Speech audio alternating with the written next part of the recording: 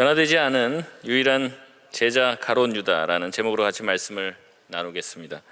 13세기 피렌체의 작가였던 단테는 그의 작품 신곡에서 지옥을 묘사하는데 그 지옥편에 보면 이 지옥의 가장 밑에 고통스러운 그 지옥에 갇혀 사는 사람들을 누구라고 묘사하냐면 배신자들이라고 묘사를 했습니다. 이 지옥에서는 새 얼굴을 가진 사탄이 존재하는데 이 새 얼굴을 가진 사탄이 세 명의 배신자를 입에 물고 있다라고 얘기해요. 그래서 맨 오른쪽에 있는 사탄이 물고 있는 그 사람은 동생을 배신하고 죽인 가인이고, 맨 왼쪽에 있는 그 사탄은 시절을 배신하고 암살했던 이 브루투스였고, 이 가운데에 있는 사탄은 예수님을 배신한 이 유다를 입에 물고 있는 모습으로 그리고 있습니다. 그래서 이 가장 진짜 지옥이 그렇다는 게 아니로 이 단테가 묘사한 이 신곡 안에서 이 가장 고통스러운 지옥에서 영원히 가장 큰 고통을 받고 있는 사람들이 바로 자기를 믿어주었고 사랑했던 사람들의 그 사랑과 믿음을 배신한 이 배신자들이 그곳에 갇혀 있다라고 묘사하고 있다는 거죠. 그러면 이처럼 서양에서는 이 가룟 유다가 바로 배신의 아이콘이라고 얘기를 하고 있습니다. 예수님 또한 이 가룟 유다를 가리켜 이렇게 이야기하죠. 마가복음 14장 21절에 인자는 자기에 대하여 기록한 대로 가거니와 인자를 파는 그 사람에게는 화가 있으리로다. 그 사람은 차라리 나지 아니하였다면 자기에게 더 좋았으리라. 이렇게 기록하고 있습니다. 차라리 태어나지 않는 것이 더 나은 사람이라고 얘기하고 있는 거죠. 그럼 원래 유다의 이 이름의 뜻은 사실은 이 배신과는 거리가 멀어요. 유다라는 이름의 뜻은 하나님을 찬송한다, 찬송하라, 이런 뜻인 이름입니다.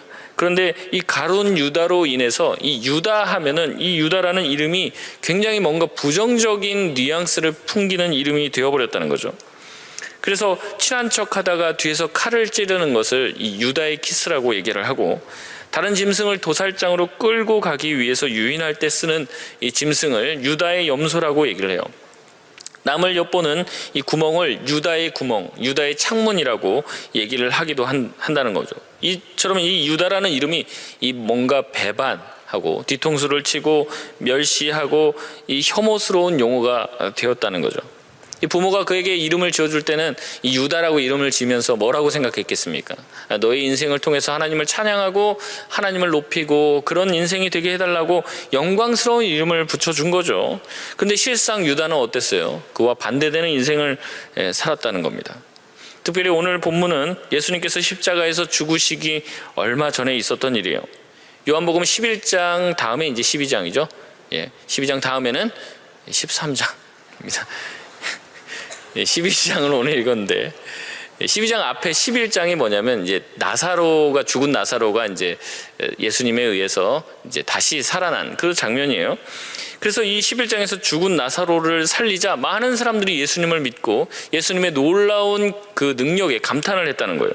근데 이 모습을 보고 많은 사람들은 예수를 믿고 예수님에게 감탄을 했는데 또 어떤 사람들은 예수님을 죽이려고 모의를 하기 시작했습니다. 요한복음 11장 53절 54절 말씀을 보면 이날로부터 그들이 예수를 죽이려고 모의하니라. 그러므로 예수께서 다시 유대인 가운데 드러나게 다니지 아니하시고 거기를 떠나 빈들 가까운 곳인 에브라임이라는 동네에 가서 제자들과 함께 거기 머무르시니라. 이렇게 얘기를 하고 있습니다.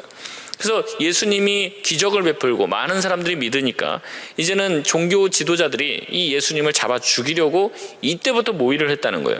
12장 중간부터 이제 보면은 이 일 때문에 예수님이 나중에 지금 이제 12장에서 다시 이제 나사로를 살렸던 그 베다니로 돌아오잖아요. 그래서 이제 이 죽었다가 살은 나사로도 있고 예수님도 있으니까 이 나사로가 예수님의 놀라운 능력의 이제 어떤 증거 같은 존재잖아요. 살아있는 증거잖아요. 그러니까 이 나사로까지 죽이려고 모의를 해요. 그래서 예수님께서는 이들을 피해 다니시다가 6월절이 다가오자 나사로가 있는 베다니로 12장에서 다시 돌아오십니다. 그래서 2절에 보면 12장 2절에 보면 예수님이 오셨으니까 예수를 위해서 잔치를 열었는데 여기 보니까 또 마르다는 일을 또 하고 있네요. 그 앞에서도 일을 하고 있었는데 지금도 일을 하고 있습니다. 이 나사로는 예수님과 함께 회중과 이렇게 자리에 앉아 있는 모습이 나옵니다. 그리고 3절에 보니까 뭐라고 얘기해요? 마리아가 지극히 비싼 향유 나드 한 근을 가져다가, 순전한 나드 한 근을 가져다 예수님의 발에 붓고 자기의 머리털로 예수님의 발을 닦습니다.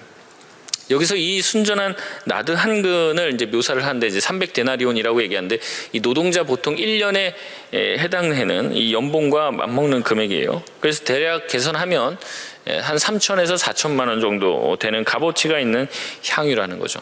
이걸 예수님 발 씻으려고 부었습니다. 되게 황당한 거죠.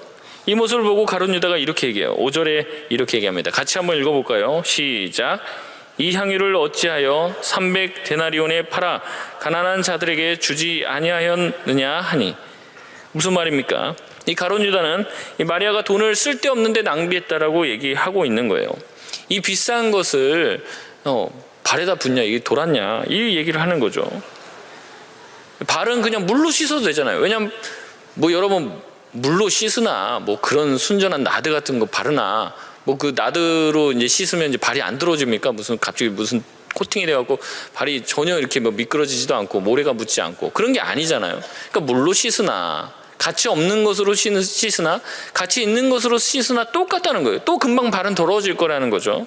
그러니까 어떻게 합니까? 그것을 차라리 팔아서 가난한 자들에게 나눠주는 것이 더 나은 것이다 라고 얘기하며 이 마리아의 행동을 비난하는 거죠.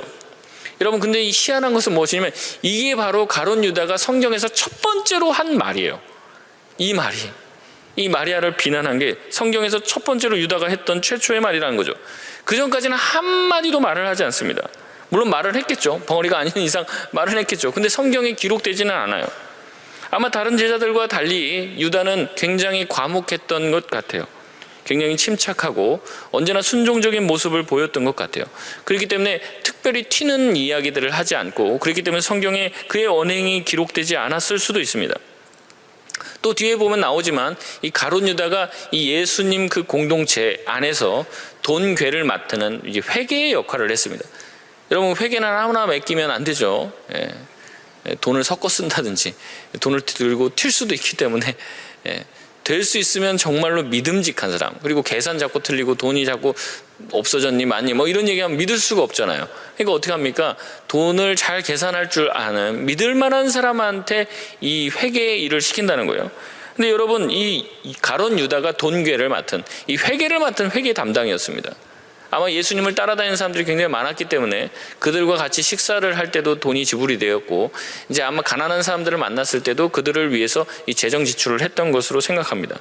근데 여러분 잘 생각해 보세요. 예수님의 제자들 안에 이 세리가 있었습니다. 세리. 돈 계산에 탁월하고 돈으로 어떻게 돈을 불려갖고 어떻게 이득을 취할 줄 잘 알고 있는 세리가 있단 말이에요. 그런데도 이 세리를 제치고 이 가룟 유다가 돈계를 맡을 정도면 이 세리였던 이 마태보다도 훨씬 더 대단하게 신뢰감을 줄 수 있는 인물이고, 그에게 맡기는 것보다 이 가룟 유다에게 맡기는 게 더 훨씬 낫겠다라고 사람들이 수긍할 정도로 굉장히 근면 성실했던 사람입니다. 그러니까 우리가 가룟 유다 이렇게 생각하면 눈 착 째지고 뭔가 이렇게 자꾸 사기치려고 하는 사람같이 보여지는데 전혀 그런 이미지가 아니에요. 아주 성실하고 과묵하고 자기 일들을 곧잘 해내는 사람, 이 우리 공동체 안에서 제일 믿을 만한 사람, 그 사람이 가룟 유다입니다. 좀 말이 이상한데 여러분, 그럴 것이 이 가룟 유다는 출신부터가 다른 사람이에요. 이 가롯이라는 말은 그리옷이라고 하는 이 단어를 이제 이 히브리어 음가대로 우리가 번역을 하다 보니까 이제 가롯 이렇게 얘기를 하는데, 이 구약 성경의 그리옷이라고 하는 지역은 이 남방 이 유다 쪽이에요. 원래 이제 이스라엘 백성이 전체가 하나였다가 나중에 솔로몬 이후에 북이스라엘과 남유다로 갈리게 되잖아요. 그 북이스라엘은 굉장히 타락하고 나중에 아수르한테 멸망당하고, 이 남유다는 한참 정통성을 이어가다가 나중에 바벨론에게 멸망당하죠.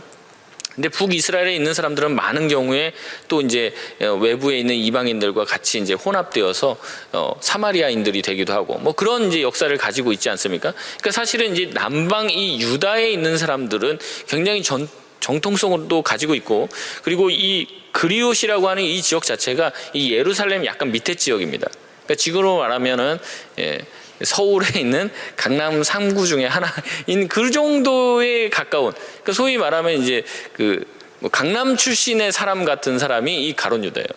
그러니까 이미 이제 굉장히 이제 조금 부유할 수도 있고, 그의 삶이 이 남방 사람으로서 뭔가 특별한 어떤 교육을 받았을 수도 있고, 사람들이 봤을 때 말투도 굉장히 서울 말을 이렇게 잘 쓰면서 이렇게 하는 반면, 이 예수님의 나머지 제자 11명은 전부 다 북방 출신입니다.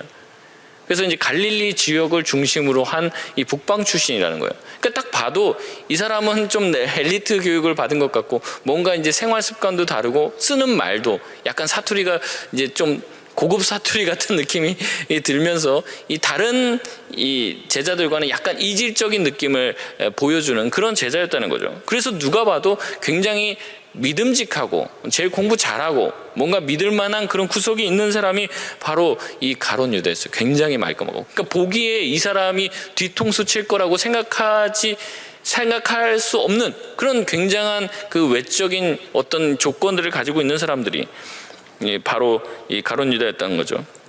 그렇기 때문에 유다는 굉장히 합리적이었고 진중한 사람이었고, 사람들에게 믿음을 살 만한 정도의 어떤 모습을 가진 사람이었어요.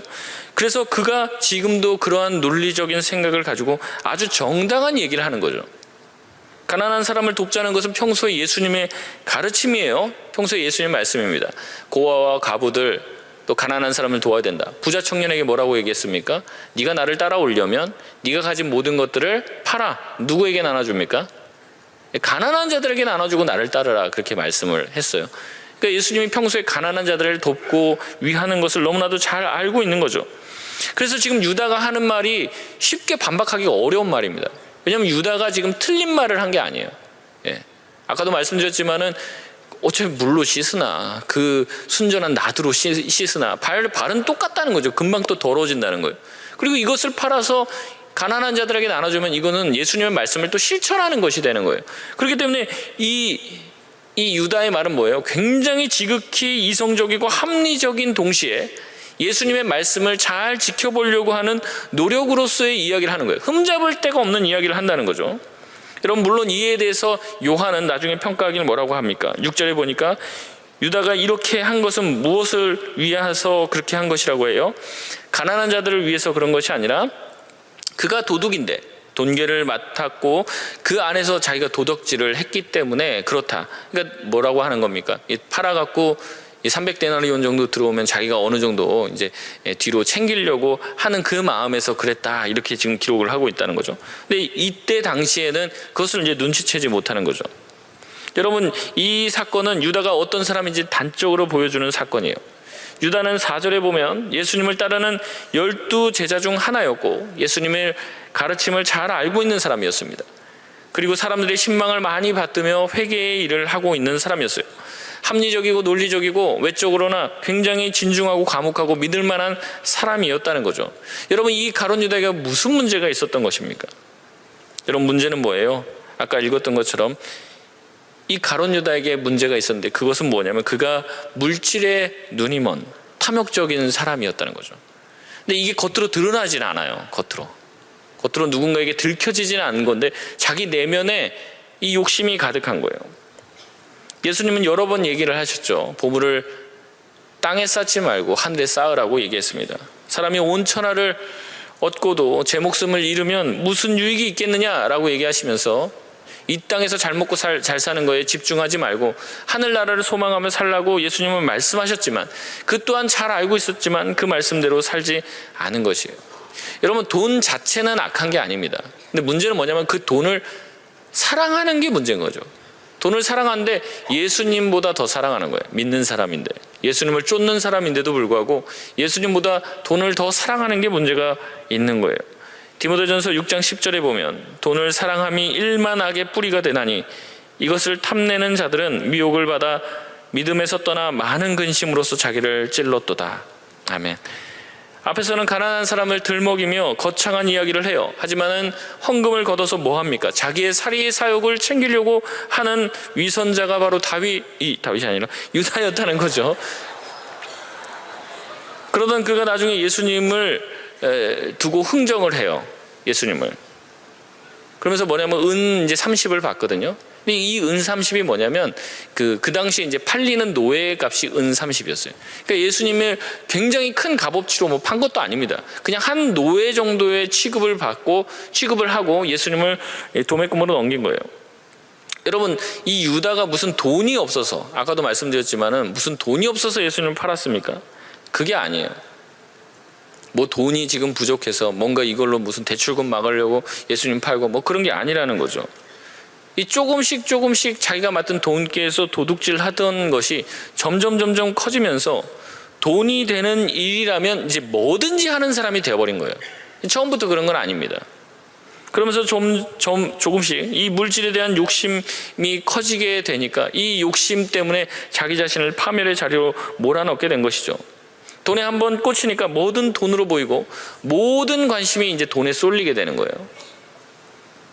그러니 예수님의 죽으심을 예비하며 예수님께 자기의 가장 귀한 옥합을 깨트려 헌신한 마리아의 그 모습조차도 뭘로 계산하는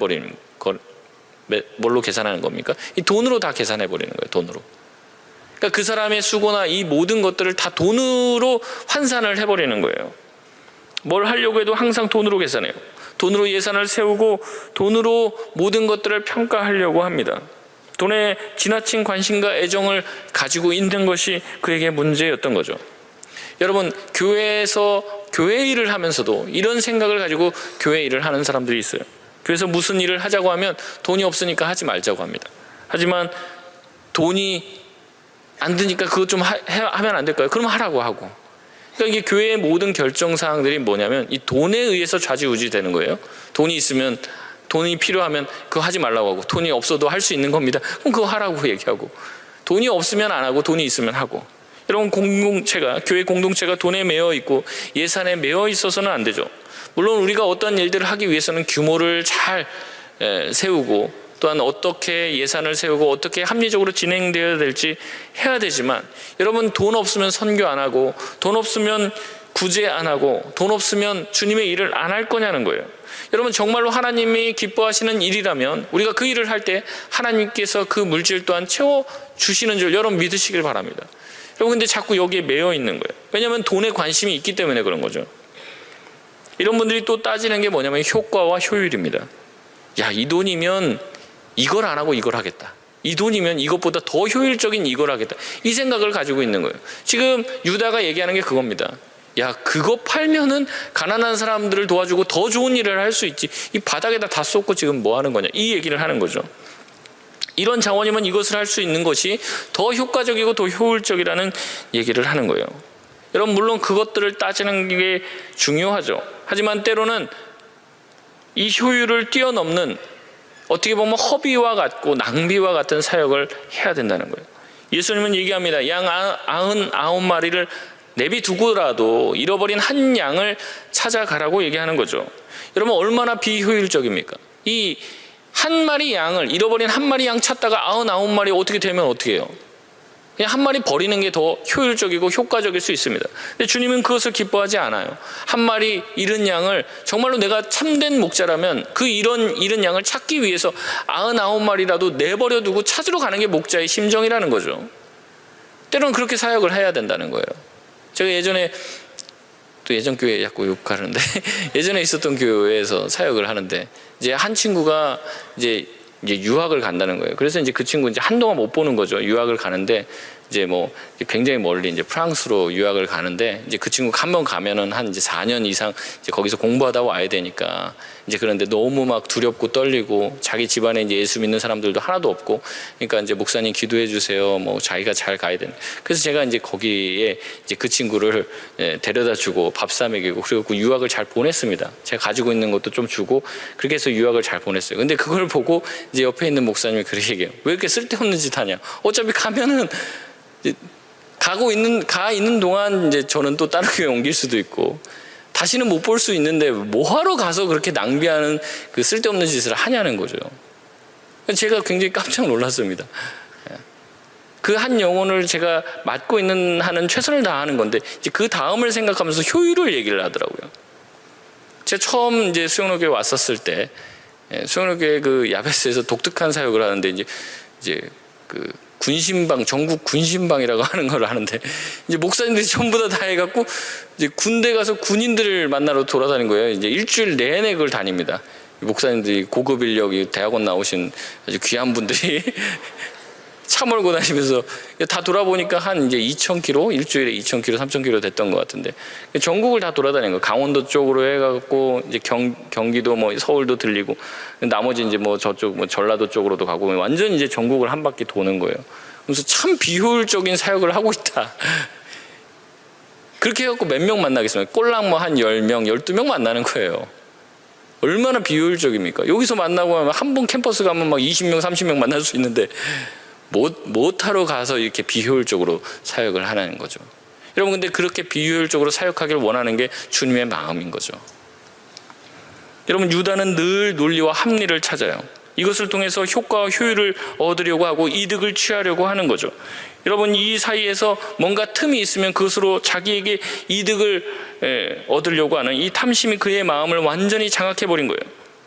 그래서 어떻게 합니까? 예수님조차도 자기에게 자기 삶에 이득이 될 수 있다면 예수님도 언제나 팔아버릴 수 있는 대상이 되어버린 것이죠. 여러분, 이런 말이 있어요. 개혁하자는 사람만 없으면 개혁이 된다. 왜냐하면 다들 제가 개혁하겠습니다 해서 뽑아줬는데 똑같아요, 세상은. 그 다음 사람이 또 나와서 제가 개혁하겠습니다 뽑아주면 똑같아요. 제가 무슨 정치나 뭐 종교 뭐 이런 무용론을 말하는 게 아닙니다. 여러분, 정말로 그 사람들에게 여러분 기대해서 세상이 나아지고 변화되고 있냐는 거예요. 사회개혁이 무용하다, 필요 없다, 뭐 그런 얘기를 제가 하는 게 아니에요. 근데 제가 생각하고 돌아보면은, 경험적으로 보면은 굉장히 회의적이라는 거죠. 그 구호들이 결국에는 돌아보면은 그 사람들 개인의 이득을 위한 구호밖에 되지 않은 경우가 더 많이 있다는 거예요.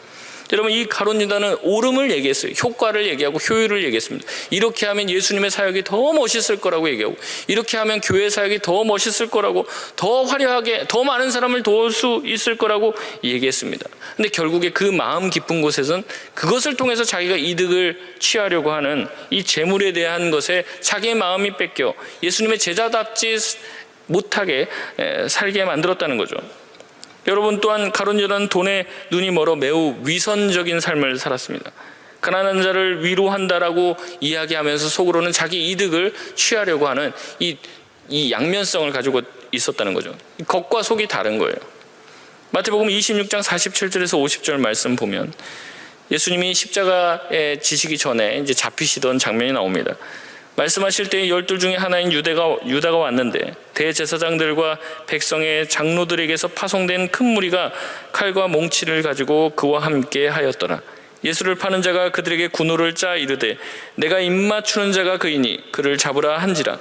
곧 예수께 나와 랍비여 안녕하시옵니까 하고 입을 맞추니 예수께서 이르시되 친구여 내가 무엇을 하려고 왔는지 행하라 하신대 이에 그들이 나와 예수께 손을 대어 잡는지라. 아멘. 가룟 유다가 예수님을 팔기로 한 것은 우발적인 범행이 아니에요. 이미 치밀하게 계획을 했습니다. 사인을 정했어요. 내가 이렇게 하면 너희들이 이렇게 해라. 계획을 세웠다고요. 그래서 어두운 밤에 이 사람을 제대로 알아보지 못할까 봐 예수님에게 입맞춤 하겠다라는 사인을 약속을 하는 거죠. 그래서 내가 입맞춤 하는 그 자가 바로 예수라는 겁니다. 그래서 군사들과 결탁을 한 거예요. 예수님한테 가서 이제 입맞춤을 하는데 뭐 입술에 쪽 이렇게 하지는 않았겠죠. 이렇게 뺨 이렇게 대면서 이제 입맞춤을 했을 텐데, 여러분 무표정하게 뭐 다가가서 이렇게 입맞춤을 했겠습니까? 그러지 않았을 거예요. 아마 만면의 웃음을 띠면서 너무나도 반갑게 예수님께 다가와 정답게 입을 맞추면서 예수님을 팔아넘겼을 겁니다. 미소를 머금고 하는 얼굴을, 이게 웃는 얼굴을 하고 찾아와서 이 예수님의 턱 밑에 칼을 들이댄 것이죠. 이 헬라어 원어로 보면 이 입을 맞추다라는 이 단어를 쓸 때, 이 동사 이 단어를 쓸 때 이 강조형으로 쓰이고 있어요. 그러니까 입을 그냥 이렇게 그냥 평범하게 입을 맞춘 게 아니라 굉장히 과도하게 막 좋아하면서 예수님 안녕하세요 막 이러면서 이 다가갔다는 거죠. 막 예수님 선생님 저 얼마 찾았는지 몰라요. 뭐 오버하면서, 여러분 그렇게 오버하니까 얼마나 더 가증스럽습니까? 속으로는 그 마음도 가지고 있지도 않은데. 여러분, 이 유다는요, 그 전에 예수님이 얘기를 했어요. 너희 중에 나를 팔 자가 있을 것이다. 이런 얘기를 할 때 뭐라고 얘기하냐면 나는 아니지요. 이렇게 얘기를 해요. 예수님한테. 속으로 이미 팔 마음을 가지고 있으면서 이런 얘기를 천연덕스럽게 묻던 사람이 바로 이 가룟 유다라는 겁니다. 그래서 배신자의 이 위선은 더 충격적인 것이죠. 여러분, 이런 말이 있습니다. 사랑받은 자만 배신할 수 있다. 사랑받은 아들만이 탕자가 될 수 있어요. 그렇기 때문에 배신은 다른 죄보다 죄질이 더 큰 것이죠. 이와 같이 사랑하는 자의 사랑을 이용하여 뒤통수를 친 가룟 유다의 배신은 이 유다 민족이 역사 속에서 내내 그랬던 것처럼 이번에도 하나님을 배반했음을 상징적으로 보여줍니다. 이 유다라는 말 있잖아요. 유다, 남유다, 뭐 이런 것은 이제 이 야곱의 네 번째 아들, 이 유다에서부터 이제 비롯된 것인데, 이 유대인이라는 말 자체가 이 유다에게서 온 거예요. 이 로마 시대의 이 유다 지역, 이 남유다 지역의 지명이 유대아였습니다. 그래서 거기서 나온 이 말이 유대인이라는 말이에요. 그렇기 때문에 가룟 유다의 배반, 이 유다의 배반은 뭐냐면 유다 개인의 배반이 아니라 이 이스라엘 백성, 이 유대인들이 평생 그렇게 해온 거예요. 역사 속에서 내내 예수님을 배반하고 내내 하나님을 배반했던 그 역사의 어떤 상징적인 인물로서 유다가 뭡니까? 예수님의 뒤통수를 치고 예수님을 배반하면서 역시 유다는 답이 없이, 역시 유다는 예수님의 뒤통수를 치고 하나님을 배반하는 민족이었다라는 얘기죠. 그리고 예수님을 팔아넘기고 예수님을 십자가에 못 박아버린 거죠. 하나님은 그들을 사랑하셔서 아들 예수 그리스도를 보내주셨는데 그들은 예수님을 악한 자에게 팔아버리고 예수님을 십자가에 못 박아버렸어요. 여러분, 이런 유다가 그런 악한 마음을 가지고 예수님을 반갑게 찾아오며 입맞춤을 할 때 예수님은 뭐라고 했다고요? 아까 빠르게 읽어서 여러분 모르시겠지만 예수께서 이르시되 뭐라고 얘기했냐면 친구여 내게 무엇을 하러 왔는지 행하라, 이렇게 얘기했어요. 뭐라고 얘기했대요? 친구여라고 얘기해요. 친구여. 예수님이 이미 가룟 유다가 왜 왔는지 알고 있습니다. 저 같으면 그런 식으로 찾아오고 내가 그걸 알고 있었다면 뽀뽀를 하는 그 즉시 야, 이 배신자! 막 이러면서 내가 너한테 어떻게 했는데 뭐 이런 얘기를 하겠죠. 근데 예수님 뭐라고 하냐면 친구여, 다정하게 불러줘요. 친구여.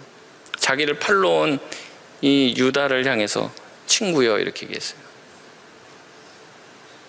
이 유다 보통 사람이 아닌 것 같습니다. 이런 얘기 들으면 보통 마음이 무너지거든요.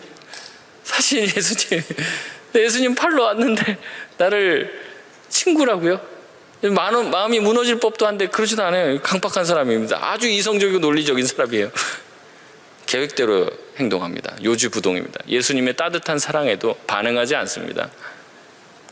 이렇게 예수님이 사랑해주고 끝까지 참고 여러 번 경고를 해줬는데도 불구하고 참고 인내해주고 마지막까지 기회를 줬는데도 변함이 없어요. 여러분, 이런 모습들을 보면 그런 것 같아요. 사랑을 많이 받는다고 해서 받은 사랑처럼 사는 건 아닌 것 같아요. 사랑을 많이 받았어도 안 달라지는 사람이 있더라고요. 처음에는 부족하고 연약했지만 예수님의 지속적인 사랑과 기도로 점점 변화되는 제자들이 있었는가 하면 아무리 그 사랑과 기회를 여러 번 받았더라고 해도 그 예수님의 사랑을 배신으로 갚는 유다와 같은 자들도 있다는 거예요. 그게 그러니까 굉장히 드문 일이 아니에요. 예수님의 제자들 12명 중에 한 명입니다. 12명. 이제 한 8% 정도 되겠죠. 8%. 여기서 8%면 몇 명이나 될까요? 여러분, 우리도 마찬가지죠. 아마 여러분 지난해 송구영신 예배를 드리고 지난해 연말이 되고 또 추수감사절이 되면서 여러분 그렇게 많이 고백했을 거예요. 아, 정말 하나님의 은혜다. 하나님이 나에게 주신 게 참 많다.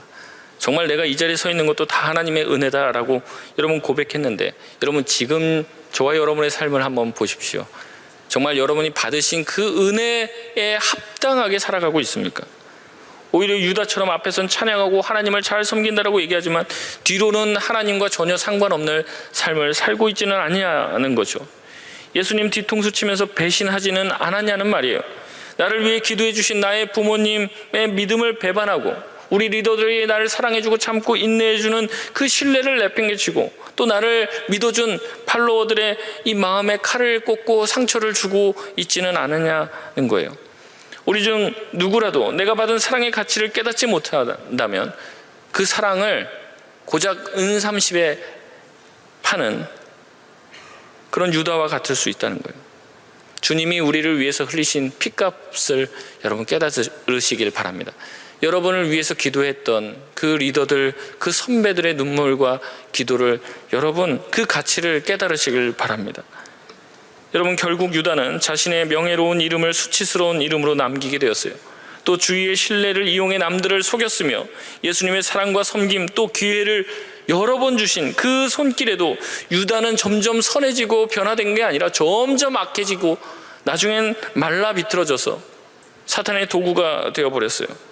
그러나 진짜 큰 비극은 이 가룟 유다의 마지막이 단순한 배신으로 끝나는 것이 아니라 스스로 자신의 목숨을 버린 것에 있다는 것이죠.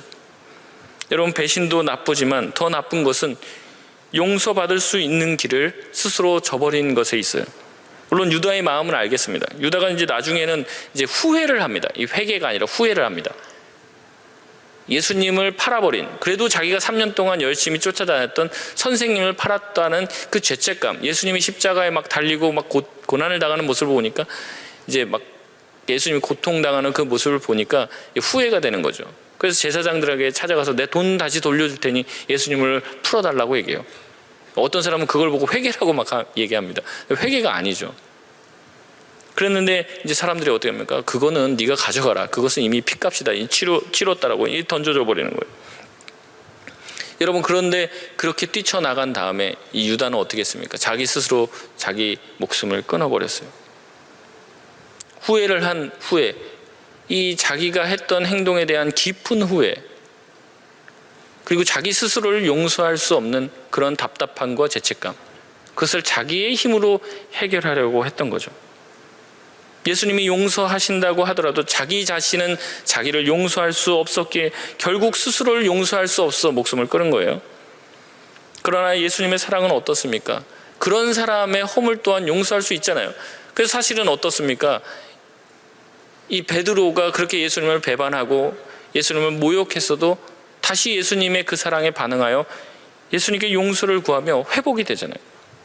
여러분, 예수님의 사랑은 허다한 허물을 덮으며 예수님의 피로 용서하지 못할 죄는 없는 줄 여러분 믿으시길 바랍니다. 저와 여러분의 죄책감보다도 예수님의 사랑은 더 커요.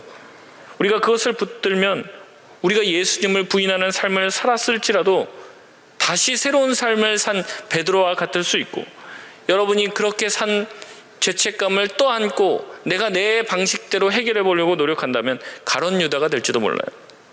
죄를 지었을 때 죄책감을 가지고 있는 것은 정말로 신앙적인 모습입니다. 하지만 그 죄책감을 내가 스스로 어떻게 해보려고 하는 그 시도는 인간적인 방법이고 가룟 유다적인 방법인 거예요. 그것이 아니죠.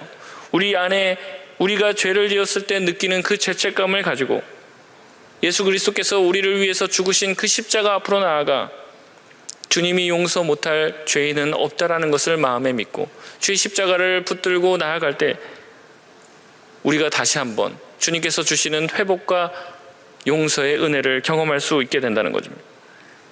결국에 유다는 어떻게 했습니까? 주님께 나아가지 않았어요. 결국에 유다는 남도 죽이고 자기 자신도 죽였습니다. 영원히 예수님이 갔던 길과 다른 길을 갔죠.